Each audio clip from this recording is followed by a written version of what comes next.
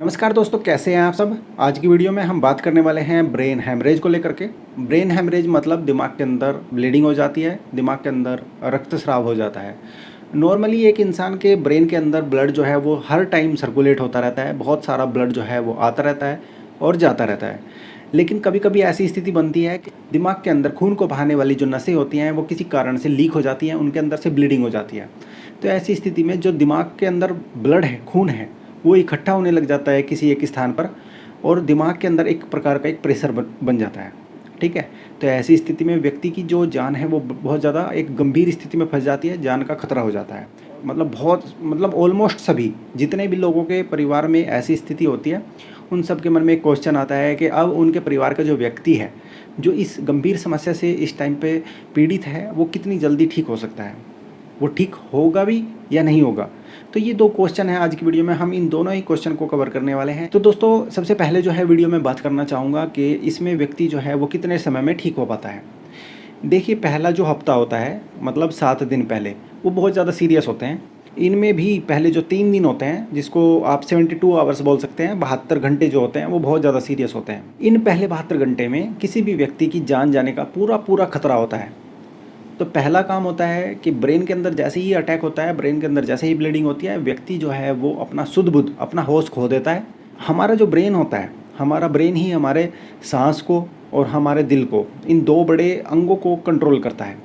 तो अगर ब्रेन के ऊपर ज़्यादा समस्या आ गई है तो ऐसी स्थिति में व्यक्ति का जो सांस का पैटर्न होता है, सांस लेने का जो तरीका होता है, वो पूरे तरीके से ख़राब हो जाता है। और बहुत सारे लोग तो जो है सांस लेना ही बंद कर देते हैं। तो ऐसी स्थिति में व्यक्ति को उसका जो रेस्पिरेटरी सिस्टम होता है उसको प्रोटेक्ट करना बहुत ज़्यादा ज़रूरी होता है। तो ऐसी स्थिति में लगभग 70-80% लोग ऐसे होते हैं जिनको वेंटिलेटर मशीन लग जाती है पहले दिन। और जो है ये वेंटिलेटर मशीन कब हटेगी, मैं इसका आंसर अभी नहीं दूंगा। मैं पहले आंसर दूंगा कि व्यक्ति जो है कितने समय में ठीक हो जाएगा।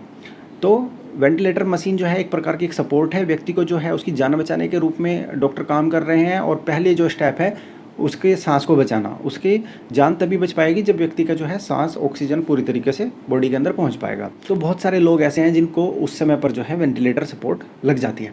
अब आप लोगों को पता है कि वेंटिलेटर जिन लोगों को लगता है वो लोग सीरियस होते हैं, उन लोगों की जान जाने का पूरा खतरा होता है। तो मैं पहले भी बता चुका हूँ आप लोगों को, पहले 3 दिन जो होते हैं उसमें जान जाने का पूरा खतरा होता है। अगर व्यक्ति ये 3 दिन अपने क्रॉस कर जाता है, ये 72 घंटे उनके निकल जाते हैं, उसके बाद नंबर आता है 4 दिनों का। तो वे जो अगले 4 दिन होते हैं वे पहले के कंपैरिजन में थोड़े से रिलैक्सेबल होते हैं, पर इनमें भी जान जाने का खतरा होता है। तो पहला जो वीक है उसमें व्यक्ति की जान बचानी इंपॉर्टेंट है। उस व्यक्ति की जो ज़रूरतें होती हैं, जैसे कि यदि उस व्यक्ति को सांस में दिक्कत है तो वेंटिलेटर मशीन लगती है। यदि उस व्यक्ति के दिल की धड़कन कम होने लग जाती है तो वो भी एक बहुत बड़ा रिस्क होता है। तो उसमें उनकी दिल की धड़कन कंट्रोल करना, उनका ब्लड प्रेशर कंट्रोल करना, ये सब चीज़ें इंपॉर्टेंट होती हैं।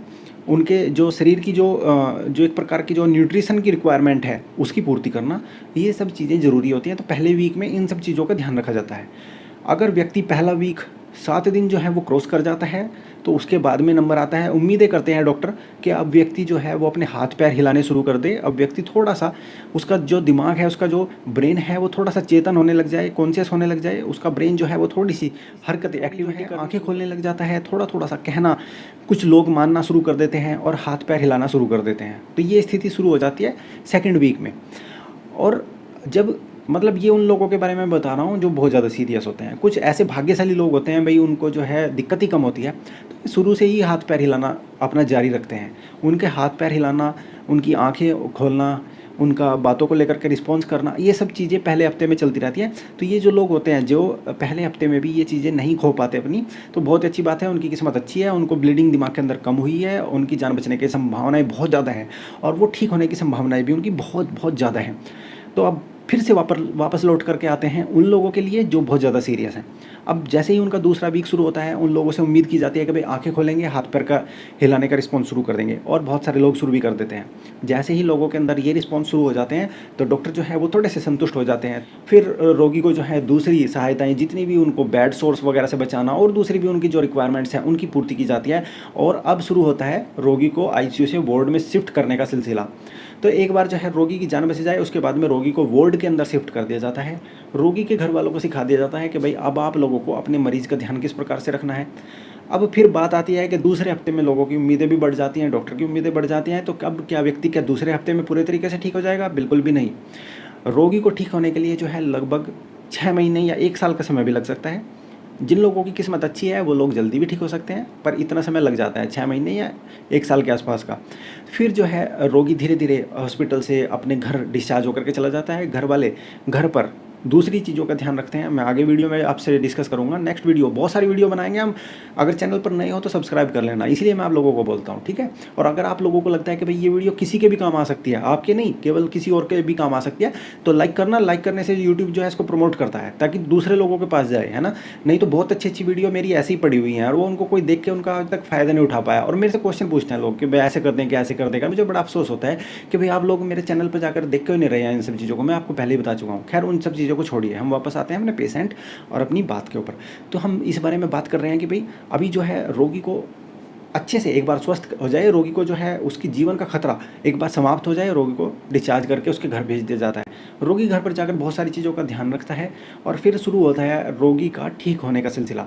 और ये सिलसिला लंबा चलता है। कुछ लोगों में जो है 6 महीने लग जाते हैं, कुछ लोगों में 1 साल।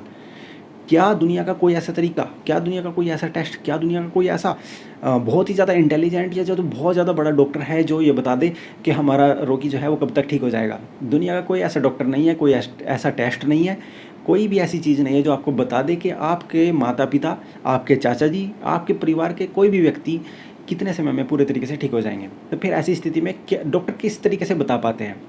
सिर्फ अनुमान के आधार पर। उन लोगों को इतना एक्सपीरियंस होता है, जैसे मैं हूँ, मैं किसी भी पेशेंट को देख करके बता सकता हूँ, लेकिन मैं सिर्फ एक अनुमान लगाऊंगा। That is only A probability, मतलब वो एक सिर्फ अनुमान है, संभावना है। वो एक बिल्कुल श्योरिटी नहीं है कि इतने समय में रोगी जो है या आपके परिजन ठीक हो जाएंगे। तो ये जो अनुमान है भाई, ये अनुभव के साथ आता है। और जब इतना लंबा समय लोग जो हैं अपने मरीजों को देखभाल में, उनकी सेवा में लगा देते हैं, तो फिर उसके बाद में ये अनुमान लगाना थोड़ा सा आसान हो जाता है। लेकिन फिर भी कोई ऐसा सटीक तरीका नहीं है कि बताया जा सके कि कितना समय लगता है किसी व्यक्ति को ठीक होने में। तो सबसे इम्पोर्टेंट चीज़ होती है इसमें, आप जिस भी धर्म या समुदाय के लोग हैं, आप अपने धर्म पर, अपने समुदाय पर विश्वास रखिए, भगवान पर आस्था रखिए। और जो है अपना जो भी आपके चिकित्सक आपको सलाह दे रहे हैं, जो भी आपको मार्ग दिखा रहे हैं, रास्ता दिखा रहे हैं कि आप इस रास्ते पर चलिए, आपका रोगी ठीक होने की बहुत ज़्यादा संभावनाएं हैं, उस रास्ते पर ही चलना पड़ता है, ठीक है। तो उम्मीद करता हूँ कि आज की वीडियो जो है आपकी समझ में आई होगी और आपकी किसी काम आई होगी। और हाँ, मैं पहले ही आप लोगों को बता चुका हूँ कि भाई अगर आप लोगों को लगता है कि ये किसी के काम आ सकती है तो लाइक कर देना वीडियो को।